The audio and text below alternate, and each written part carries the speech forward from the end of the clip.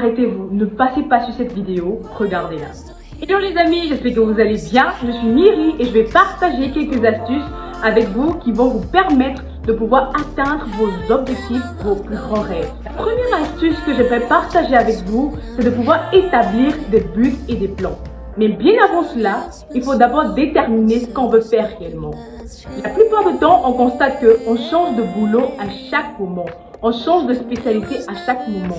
Cela signifie qu'on n'a pas encore réellement déterminé ce qu'on veut faire réellement. Donc cela va dépendre de nos plus grandes aspirations, de nos atouts, de nos qualités, de ce qu'on sait bien faire. Parce que si on nous force à faire quelque chose qu'on n'aime pas, il sera difficile pour nous de pouvoir réussir. Après avoir déterminé, réellement sonder notre cœur pour savoir qu'est-ce qu'on veut faire réellement, on peut maintenant établir notre plus grand objectif à long terme. Notre plus grand objectif à long terme, c'est nos plus grands rêves. Quel est votre rêve? Quelles sont vos plus grandes aspirations? Cela va se réaliser sur un processus. Une fois que vous avez déterminé cela, vous devez écrire sur papier ces choses-là.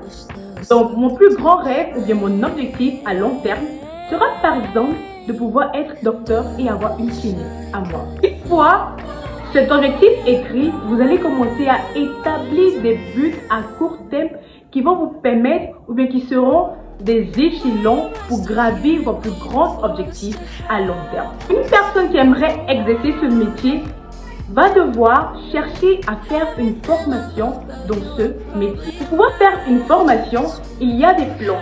Quel est le moyen utilisé pour pouvoir atteindre cette formation? Si vous manquez d'argent, vous allez devoir chercher de l'argent. Donc votre plan à côté de ce but à court terme sera peut-être de pouvoir chercher l'argent, de pouvoir trouver des personnes qui pourront vous aider, de pouvoir trouver des bonnes et des meilleures écoles.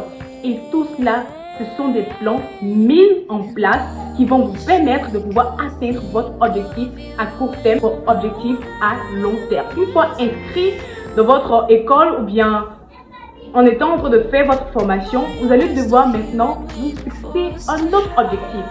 Pour pouvoir devenir docteur, il faut être excellent. Donc votre deuxième but à court terme, ce sera de pouvoir être excellent.